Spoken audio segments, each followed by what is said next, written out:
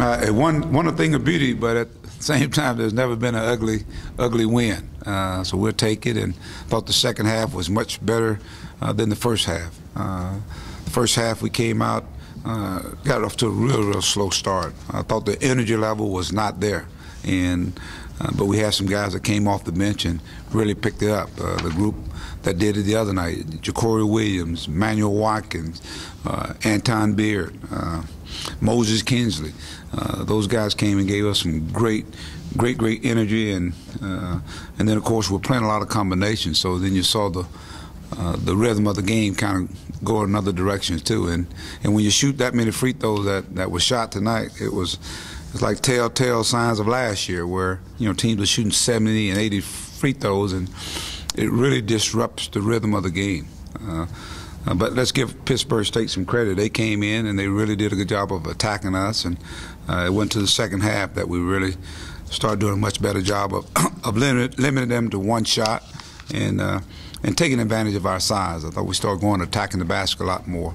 Didn't shoot it well from the perimeter, but they were giving us baskets going toward the hole or getting to the free throw line. You got to shoot free throws better than we shot. 26 out of 42. That's not going to cut it, with the schedule we have. Was just a case of a team anxious to get to the opener? Well, it could be that. I mean, they know everyone else is opening up tomorrow, so. And they're getting a chance to play against another. They probably looked over at the jerseys of who they were playing, and that's one thing this team can't afford to do. Every game's a big game. That game was big for Pittsburgh State to have an opportunity to play against Arkansas. And as I told those guys, they're not playing them. They're playing the tradition. They're playing the Final Four teams, the national champions, and hopefully this team will understand that. So every time they go out, they got to leave it all on the floor. And I thought we had some guys that did not leave it on the floor. But that's a lesson learned, because there are going to be nights when guys don't have it going on, and we got to get some guys off that bench. I thought Moses was very instrumental in the second half. You could just see the fire just come alive in him, and I thought he kind of woke up the building too.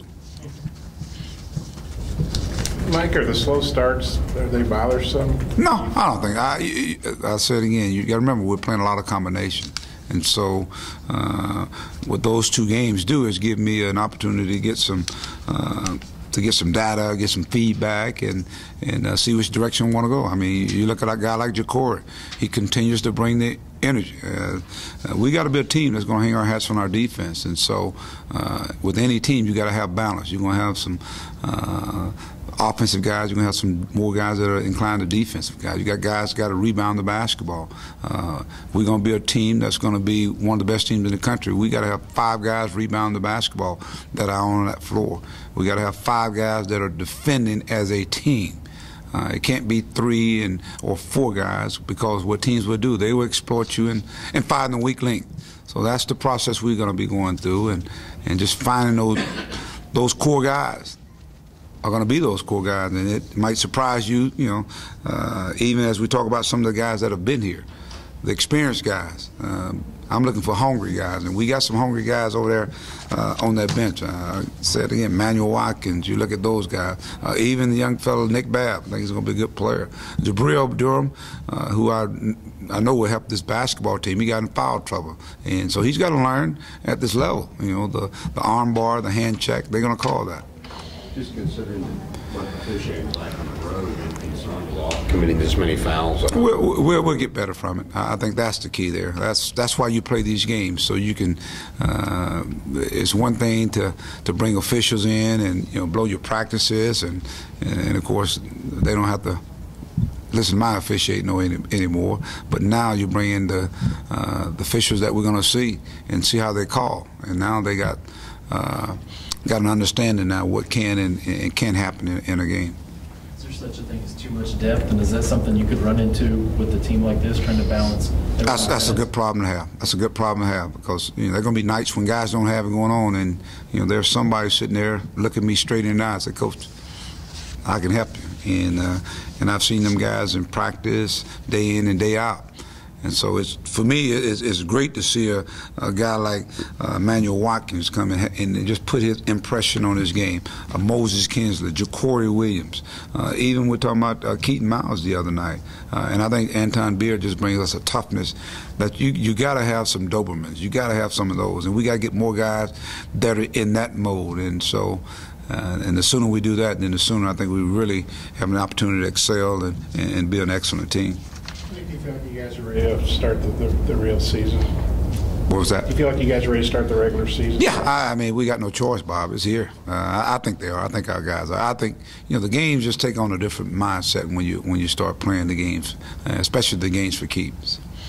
They put out the coaches, all SEC teams today. Bobby was like one of 9 guys on the first team. You didn't have anybody on the second team, so that's 1 Razorback out of 17. Does that surprise you? What do you think that? That's just somebody's opinion. That's early in the year, and we'll see after all the dust settles. That's hopefully some motivation, for some of our guys. And it's not about what takes place in the preseason, what takes place when it's all said and done. And so I just take that with a grain of salt. You know anything about Alabama State at all? Well, they picked to win the league. I know Lewis Jackson, who played there, a great player there at Alabama State. He's going to have some very good guards. I mean, we're going to see some quick guards there, and you're going to see some guys of size that can play. They're picked to win their league, and he does an excellent job of. They play a mid-tempo, can get up-tempo. He has a lot of returning guys. So we're going to play a team that's going to come leave it on the line. So we got to be prepared. And so we'll use tomorrow and Saturday to get ready for Alabama State. Ja'Cory's had 2 pretty good exhibition games for you. Do you feel like he can carry that over into the regular season? Who was that? Ja'Cory. Yeah, well, he's been doing it in practice. And if you see Ja'Cory he's one of the guys that getting out on in the fast break, and I think the game is starting to slow down for him because he's making much better decisions. I think he was the guy that gave Moses the pass that he ended up dunking. So he's slowing down. He was trying to go get it early on, but he's doing all the little things. That's what I'm liking. He's touching balls. He's on the front of the press. He's rebounding the basketball, but he's out on a lot of the fast breaks. So he's going to be recipient of a lot of alley-oops or layups. And the good thing about it, he's finishing it. So that's consistency is what you're looking for. And so he's a guy right now that's going to be in that core unit. Portis said because of the defense tonight, he thought y'all would have an extremely hard practice tomorrow. Is that an accurate assessment? Well, the first half wasn't up to par, wasn't up to standard. So we'll have some discussions. Jabril, didn't foul out fast, but he had 4 assists and 2 steals in those 12 minutes. I mean, if he can clean up the fouls, that's pretty productive. Well, he's got to. That's what he was brought here to do. He's a guy that can.